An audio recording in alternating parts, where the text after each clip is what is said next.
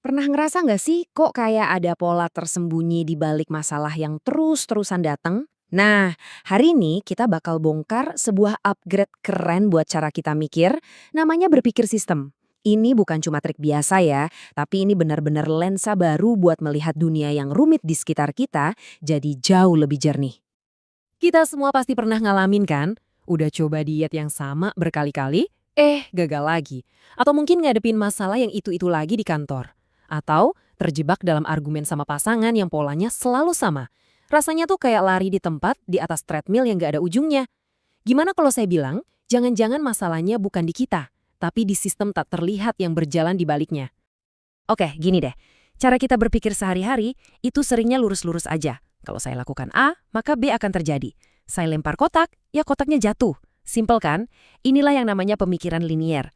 Masalahnya, dunia nyata itu seringkali nggak sesederhana itu. Tapi, coba deh kita ganti kotaknya dengan bumerang. Tindakannya sama persis loh, melempar. Tapi hasilnya jauh banget bedanya. Bumerang itu malah balik lagi ke kita. Ini aneh kan? Karena dia nggak ngikutin logika sebab akibat yang lurus tadi. Bumerang ini seorangnya punya aturannya sendiri.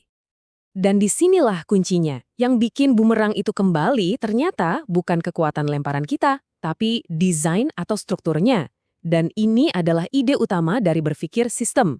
Sering banget, perilaku sebuah sistem itu muncul dari strukturnya, bukan cuma dari satu kejadian tunggal. Oke, jadi gimana caranya kita mulai bisa melihat struktur tersembunyi ini di sekitar kita? Yuk, kita coba lihat semuanya sebagai sebuah sistem. Coba perhatikan definisi ini deh. Kata kuncinya ada dua, saling terhubung dan tujuan bersama.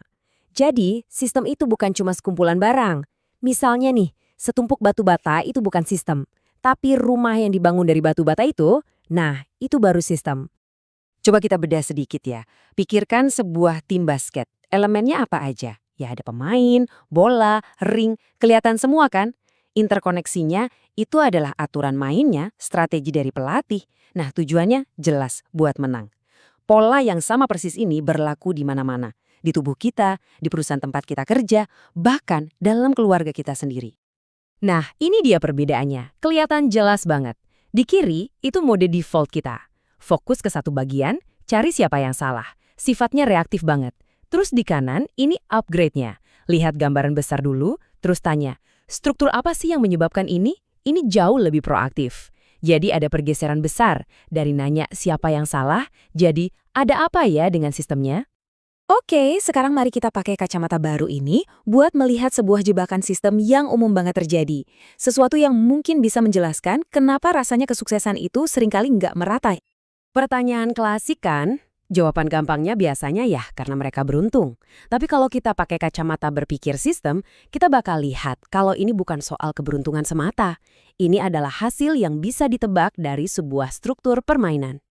Fenomena yang kaya makin kaya ini sebenarnya bukan sebuah keanehan, tapi bisa dibilang fitur bawaan dari sistemnya. Dan contoh paling gampang dan paling sempurnanya, permainan monopoli, kita semua pasti pernah main. Dan kita semua tahu gimana akhirnya kan? Coba deh kita ikuti alurnya. Anda mulai dengan beli satu properti, terus dapat uang sewa. Uang sewa itu Anda pakai buat beli properti lagi.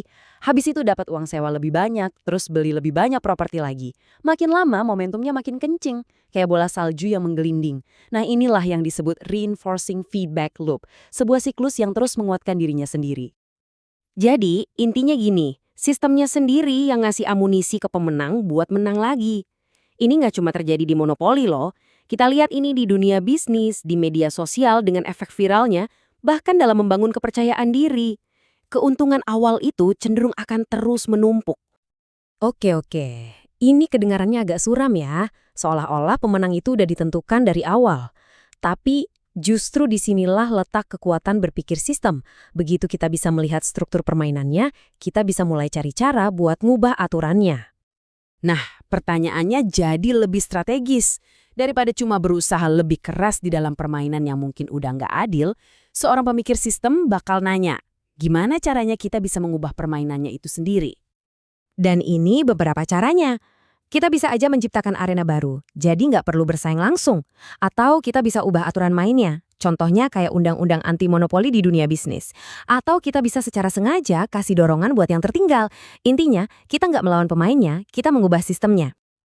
Oke, setelah tadi kita ngomongin monopoli dan ekonomi, sekarang mari kita bawa semua ini ke sistem yang paling penting buat kita, hidup kita sendiri.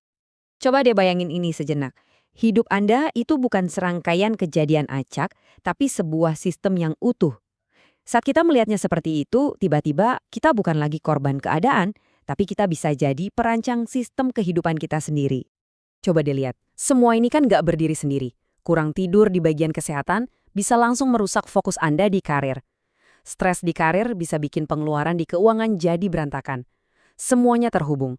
Jadi, memperbaiki satu hal kecil aja di satu area, itu bisa menciptakan efek domino yang positif ke area-area lainnya. Pada akhirnya, intinya adalah ini. Berhenti cuma fokus pada satu pohon. Coba mundur sedikit dan lihat keseluruhan hutannya. Bagaimana semua pohon, tanah, dan air di dalamnya saling bekerja sama. Nah, itulah pergeseran pola pikir yang sebenarnya. Jadi, saya mau tinggalkan Anda dengan satu pertanyaan untuk direnungkan. Sistem tak terlihat apa yang sebenarnya sedang menjalankan hidup Anda saat ini? Siklus positif atau negatif apa yang mungkin diam-diam bekerja di latar belakang? Karena saat Anda mulai bisa melihatnya, saat itulah Anda benar-benar bisa mulai mengubahnya.